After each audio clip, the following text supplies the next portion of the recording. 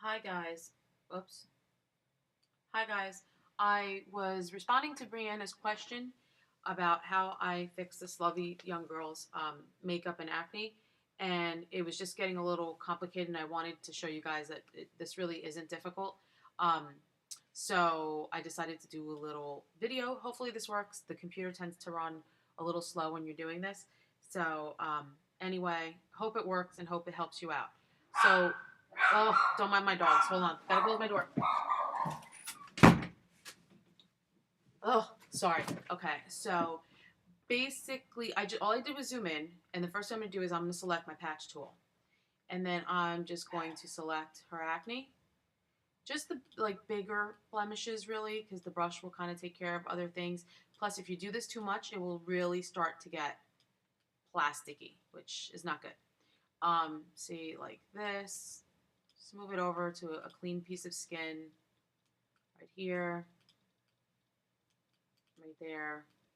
Even do this one. I didn't do nearly as much on that one that I posted before, but okay. So this is the great trick, and I do this on pretty much everyone, including babies, to give them that nice creamy skin. Select your brush. Just make sure it's set. The hardness is set to 0, and it's at a decent size. And my flow is at 99. I don't know why. That's just what it was. I don't really mess with that. And then I like to use this at like 10, between 10 and 12, no more than that. Um, and that this is normally, sorry, this is normally set like this to white or black. So whatever the top color is, you select that, and then I'm going to sample a color from her skin. I usually take the forehead, just a nice clear spot that I think has a nice even tone that I want the rest of her skin to be. Okay, and then I'm going to start brushing. It's very subtle, doesn't look like it's doing much. What you want to do is build up slowly, because if you're going full force, if you do this, it's just you start to lose some definition. It's not bad, but you start to lose some definition. So I'm going to just go backwards, and it's a little slow going, but I think it's better than going too hard and full force. Again, just my opinion, but that's how I do it. Get rid of that. You can, click a few times in the parts that you really need some extra help. I am taking the blush away, but I'm going to put it back in because there's acne underneath the blush. Okay, and then I'm going to go down here.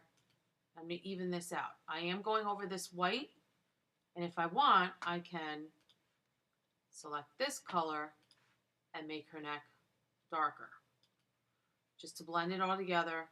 Make sure you're not leaving some funky line.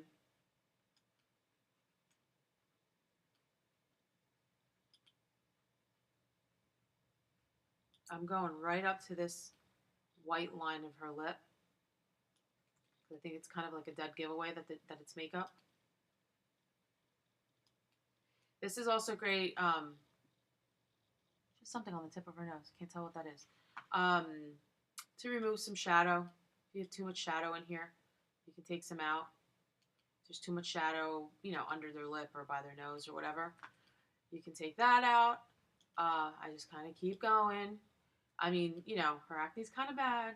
She's lovely, but, it is what it is. So I normally wouldn't, go this far, but I kind of have to on this one. And then I'm going to go back to maybe here and go over her chest. Be very careful not to get on her sweater. Starts to get really fake. Her chest is in a little bit of shadow, so, you don't have to go real hard on here. It doesn't have to match her face perfectly. I mean, her face is closest to the light. So that's going to be a little darker. And again, you don't want it to look fake. You just want to lighten it a bit. I don't want to lose all the shadow. Don't want to lose all the definition. Okay. You can go as strong with this as you want or as light as you want. Personal preference. What I do is if I know a client is very sensitive about their skin, I will really perfect it. Otherwise, I'll just make it look really good without going too overboard. And then I just want to get rid of a little bit of this red on her nose. So I'm going to do that as well. I selected, you know, right over here, right above her nose. And then I'm just going to go over this a little bit. There are actions that remove the redness. You could do that. She has something on the tip of her nose. I'm not sure if that's her or my computer, so I'm just going to leave that alone. And again, I don't like shadow all in here. But I don't want to lose too much definition. See that shadow? You want to leave that because otherwise her nose is just going to blend into her face. And then, since we took a lot of the color out of her face, I'm going to go back. If someone has nice pink lipstick on, I will sample their lipstick. Or you can just, you know, pick a color. You can go here and, you know, for babies, believe it or not, I use this.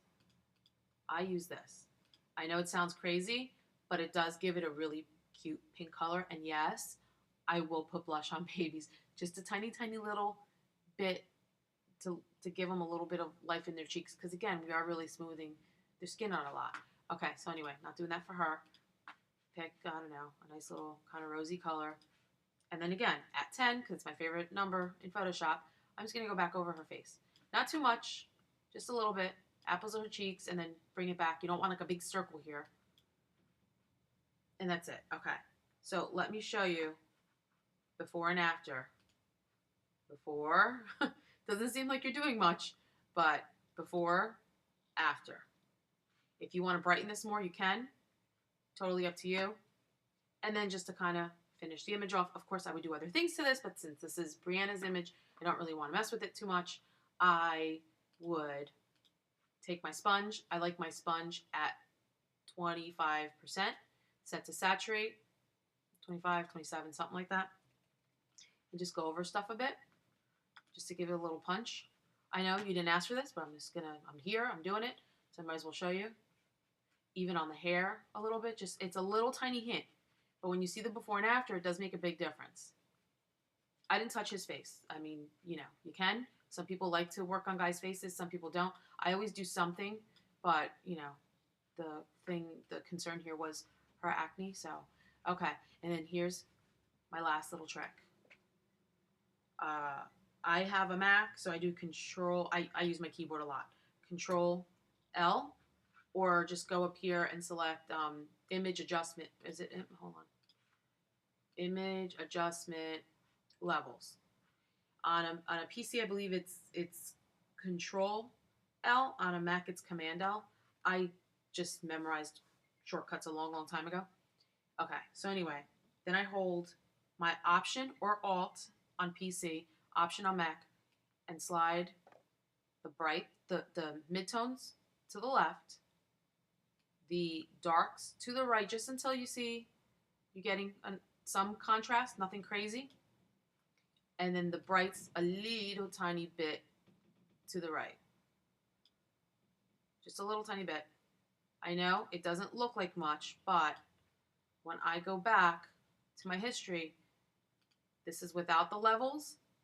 This is with the levels. Some people do it in curves. Some people do it in levels. Some people use an action. Whatever you do, completely up to you. This is just how I do it. And then I'd probably do something else to this where, you know, I don't know. I'd do a vignette. I really don't know. Looks great the way it is, but I like to play. So there you have it.